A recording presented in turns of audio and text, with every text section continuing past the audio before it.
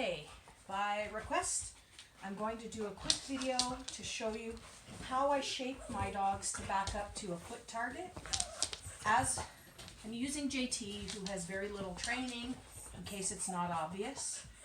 His role in life has been to be incredibly good looking and very sweet. But his sister got the lion's share of the smarts. I have done a little bit of this with him, but not a lot, and I kind of doubt he remembers. So the key is to have a different type of surface for the dog to back up onto. I use a platform. It's made with those puzzle piece formats. They're 4 high.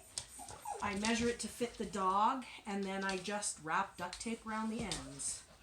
Okay, so the dog should already have a little bit of value for putting their feet on the platform. One of the first things that I teach dogs is that when they see this out, they stand on it. It's been a long time since JT's had that training, but I think we'll be able to get him to put his feet back on. So you get them off just in front of it, and you basically weight them out. Come here, bud. Here. Nope, off. And you really want them to only have to take a step or two to get back there. Okay, this is going very quickly because I've done this with him before, but I don't have a dog in this house that I haven't done some of this work with, and he's probably had the least of it. Now, I'm backing away to increase the distance. JT.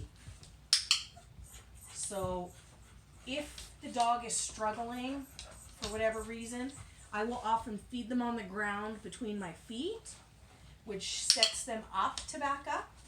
And if they're really struggling, I'll stand right in front of the board, lure them almost between my legs so their head is slightly behind me, because they have to back out from there. Very, very few dogs will actually choose to go forward and through because they want to maintain that eye contact. So this starts them getting used to backing up. Okay, so I'll demo that one more time, just how I do that. Okay, so you can see my feet.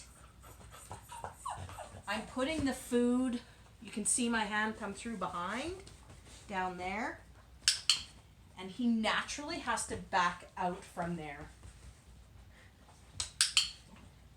Now, there are occasionally dogs that really hate being between your legs, so if they're super sensitive, obviously that method's not going to work.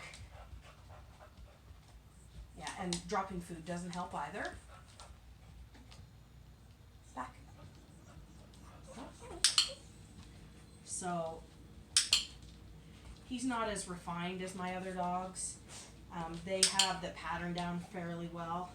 He's clearly a very smart dog. He just hasn't benefited from as much work as his sister has.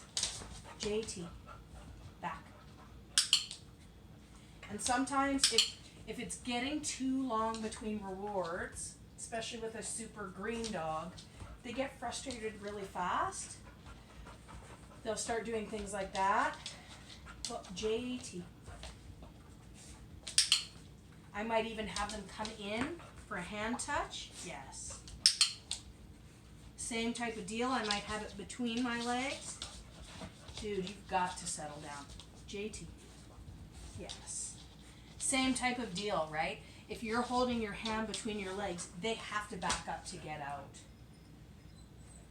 And once they get the picture, yes.